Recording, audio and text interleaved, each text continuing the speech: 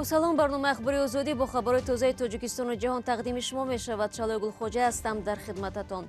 حالا مرور میکنیم به سرخط موضوعی امروز 1 سپتامبر. 20 سال برای تشویق محبوسان به اشوب، برادری حسین عبدالصمدов رهبری گروه حمله‌آوران و سیاحان خارجی حکم الовагии زندان گرفت.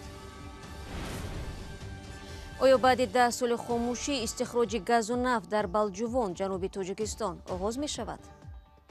کار کند مقداری کم قطعی او ذخیره‌ای که در سالهای پیش بود خیلی ذخیره وجود نداشت. و در مسکو یک زاده تاجیکستان را با مقداری مخصوصاً کلان مواد سخت تاثیر ҳероин بازداشت نمودند.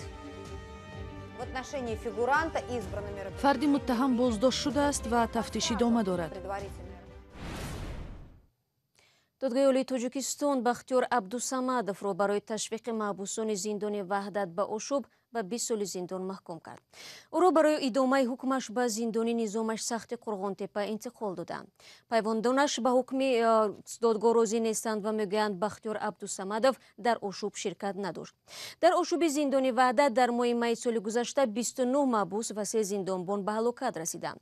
عبدالصمدov 38 ساله از سال 2009 با حکم دادگاه عالی تاجیکستان در زندان است و برادر حسین عبدالصمدov مرد متهم به قتل 4 سیاح خارجی می باشد که ماه مارت امسال در یکی از زندان‌های شهر دوشنبه وفات کرد. در جنوب تاجیکستان شرکت حسن کمپانی قرضدار شده همکنون کان نفت و گاز را شرکت چینی به دست میگیرد.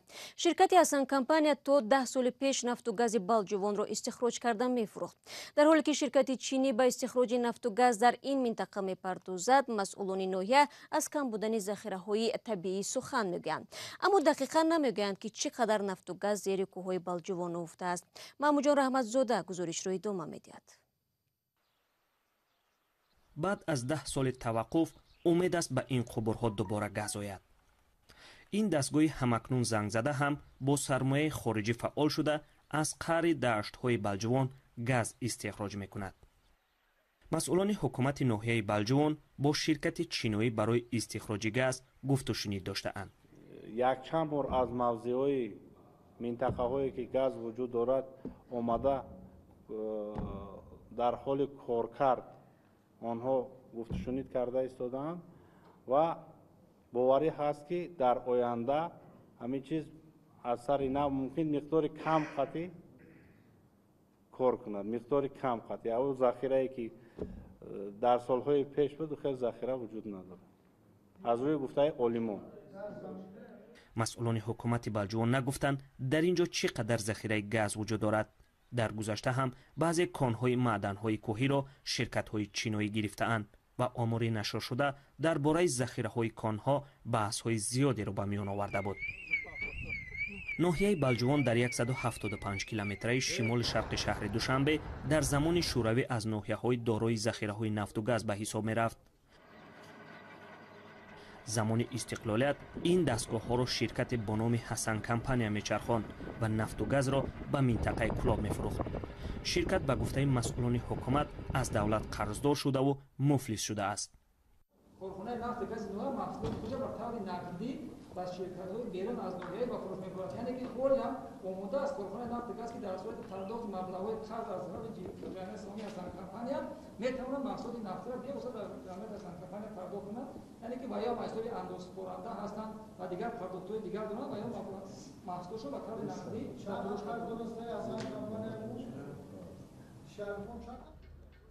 شرکت حسن کمپانی از اداره نفت و گاز 1 میلیون سومانی قرضدار بوده است. حالا اداره نفت و گاز ناحیه نفت استحصال شده را مستقیما خودش میفروخته است. تا سالهای 2010 یک مدت شرکت کلاب پترولوم هم با استخراج نفت و گاز این ناحیه مشغول بود و به ساکنان کلاب گاز طبیعی میداد. بعد سالهای 2010 انتقال گاز طبیعی به خانه ساکنان کلاب قطع شد. در 6 ماه اخیر اداره نفت و گاز ناحیه از این چاه‌ها بیشتر از 700 تن نفت خام استخراج کرده است. با سبب محکم شدن چاه‌ها سالها باز گاز بیرون نکرده اند.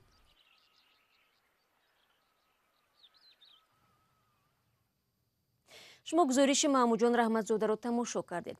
بینندگان عزیز، رادیو آزادی به همین زودی ها نمایش برنامه نوی را آغاز میکند.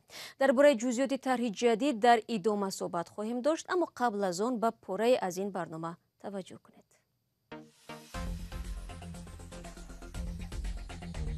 از تقسیم بخارا به 3 کشور خود تاجیکان بردند یا باختند. این تعرضی هنوز از زمانهای باز هم قدیمتر تشکیل شدگی بود. هجوم مسلحانه بود. مردم دیگر نمی‌ترسند.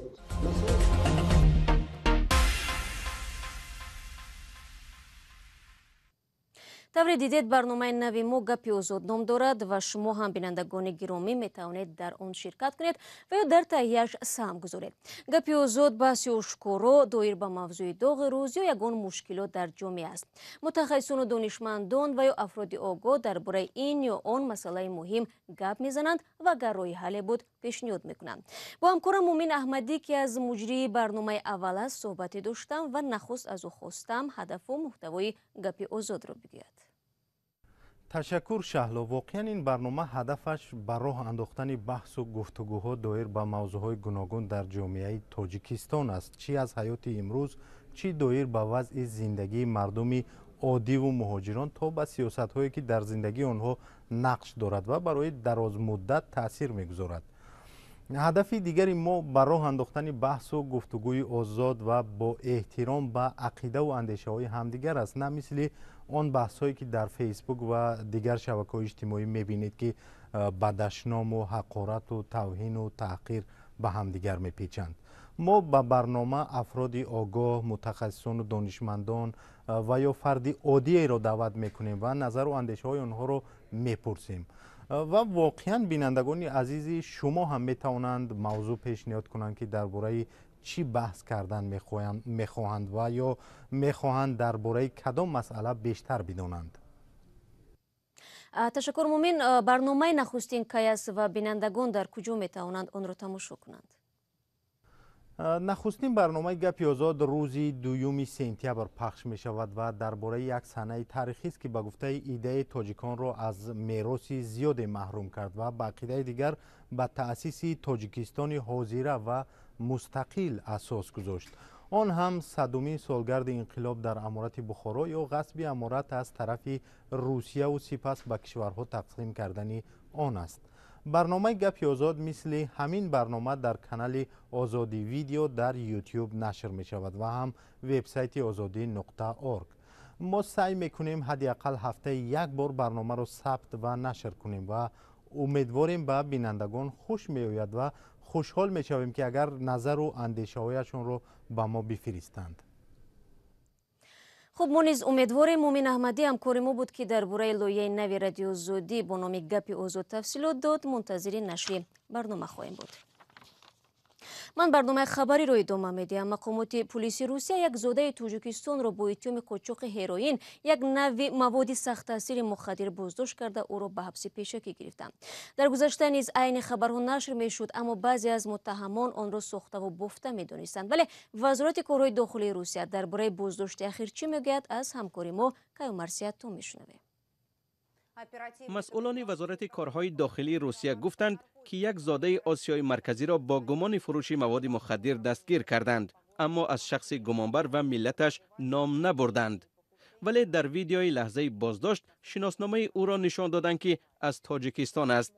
تا حال نزدیکان این مرد و وکیل مدافعش درباره قضیه چیزی نگفتند. ایرین والک نماینده رسمی وزارت کارهای داخلی روسیه میگوید از گمانبر به مقدار بیش از 7 کیلو هروئین دریافت و مصادره کردند. фарди муттаҳам боздошт шудааст ва тафтиш идома дорад. با اطلاع رسمی مرد گمانبر در حال بازداشت شده است که ناظران راه در یکی از ناحیه‌های پایتخت روسیه ماشین او را نگاه داشته و هنگام تفتیش از داخلش 260 گرم مواد مخدر یافتند. دیرتر هنگام کافتکاب منزل زیستش گویا بیش از 7 کیلوی دیگر هروئین یافته و مصادره کردند. تصدیق درستی این اطلاع از منابع دیگر فعلا غیر امکان است. بنا به خلاصه ابتدایی مقامات پلیس مسکو، مرد گمانبر مواد مخدر را از دیگران یک لوح خریده و در بسته های خرد دوباره به فروش می برآورده است. در رابطه با این حادثه پرونده جنایی کشادند و در صورت تصدیقش در دادگاه به گمانبر از 10 تا 20 سال زندان تهدید میکند. روسیه کشوری اصلی مهاجرپذیر از تاجیکستان و کشورهای دیگر آسیای مرکزی است و سالانه صدها هزار نفر بنابر نبود جای کار و معاش مناسب در وطن به آن کشور می روند. در گذشته دهها شهروند تاجیکستان را در روسیه با گمان قاچاق مواد مخدر دستگیر و زندانی کردند، اما بعضی از آنها با حکم دادگاه ها راضی نیستند و پرونده قاچاق مواد مخدر را ساخته و بافته می نامند. ماه ینور امسال خدمات فدرالی اجرای جزا در روسیه گفته بود که بیش از 6800 شهروند تاجیکستان در زندانهای آن کشور هستند. гузориши кайомарсиятто буд ҷоиз ба таъкид аз то ҳоло аксуламали пайвандони нафари боздоштшуда дастрасимон нашудааст. мо ин мавзӯъро пайгирӣ хоҳем кард. мақомоти қазоқистон бинобар пандемияи COVID-19 тасмим гирифтанд дар соли нави хониш таҳсил дар мактабҳо фосилавӣ ҷараён бигирад. ин вазъият то ка идома хоҳад ёфт маълум нест, вале яқинан дар чанд моҳи наздик хонандагон дар хона онлайнӣ дарс мехонанд. бо таваҷҷӯҳ ба вазъи пешомада, вазири маорифи қазоқистон муассилинро муваққатан аз харидани либосҳои мактабӣ озод кард. волидайн аз чунин сабукӣ истиқбол намуданд, вале ширкатҳои дузандагӣ аз хисороти худ норозигӣ мекунанд. гузориши телевизиони настоящее время дар ҳамин бора аст. شرکت‌های استحصال لباس‌های مکتبی در قزاقستان از ماه‌ها پیش برای سال نو تحصیل آمادگی دیدند. آنها امید داشتند که تا شروع تیر ماه و آغاز درس‌ها پاندمی به آخر می‌رسد و مردم به زندگی معمولی و کار و تحصیل برمیگردند.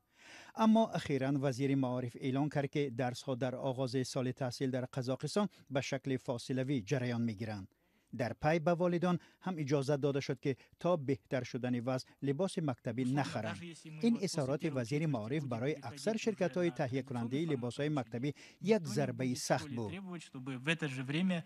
حتی اگر ما بعد از چهاریک اول به شکل معمولی تحصیل برگردیم، کسی در این شرایط از والدان و خواننده‌ها لباس یگانه مکتبی طلب نمی‌کنند. پدر و مادران هم تصمیم گرفتن لباس مکتبی نخرند. اکثریت بعد از کرانتین برای این پول ندارند و برخی هم برینن وقتی درس ها فاصله صورت میگیرند خریداری لباس مهم نیست. با فکرم اگر در خانه تحصیل میکنند لباس یگانه مکتبی لازم نیست. چی در کار خراجات زیادتی؟ من فکر میکنم لباس ضرور نیست، چون ما مکتب نمیرویم. ما فقط دفتر و کتاب و دیگر اشیای خانش رو خریدیم. خریدن لباس معنی ندارد، زیرا کسی نمیداند که کرانتین تا کی ادامه میکند. تصمیم دست کشیدن از لباس مکتبی به کار و درآمد شرکت‌های صنعتی در قزاقستان زیان آورد. با فرق از سال گذشته، امسال تنها 5% لباس‌های استحصال کرده شرکت به فروش رفت. 95% دیگر تا سال آینده در انبارها می‌خوابد. باید معاش کارمندان سری وقت پرداخت شود، ولی در این شرایطی که خریدار نیست از کجا باید پول دریافت کرد؟ شرکت‌های بزرگ دوخت لباس هم از خسارات در موسم امسال تحصیل خبر می‌دهند. ما قریب 120 میلیون تنگه ضرر دیدیم. ما در این مغازه‌های خود را بستیم. نقطه‌های فروش ما که در دو مرکز بزرگ سودا میگای آستانه و الماتو فعالیت داشتند، به دلیل نبود خریدار از کار ماندند. ما یگان لباس مکتبی نفروختیم. برای پر از کار نماندن این شرکت حالا فعالیت خود را تغییر داده به تهیه دیگر لباس و محصولات و پایافزار شروع کردند. یگانه امید شرکت ها به تاکید وزارت معارف درباره ضرورت لباس رسمی در مکتب ها است. یگانه چیز همین است که او در قرار خود درباره لباس رسمی هم گفت. به هر حال لباس رسمی و مکتبی قریب یک است. اما خوانندگان صنف‌های ابتدایی در قزاقستان از 1 سنتبر تحصیل را در مکتب شروع می‌کنند. محض آنها خریداران یگانه لباس مکتبی در این کشور هستند. در همین حال شرکت‌های دوخت لباس مکتبی در قزاقستان که در پی اظهارات وزارت معارف ضرر مالی دیدند، از آن شکایت می‌کنند که آنها را حتی در دوره کرانتین از پرداخت انداز آزاد نکردند. بینندگان عزیز، 15 دقیقه که در اختیار داشتیم به پایان میرسد و من برای شما یادآور میشم که فردا صبح بر وقت در نوید بامدادی همه شما عزیزان رو با خبرهای نو و تازه منتظرم. تا آن دم خود را احتیاط کنید.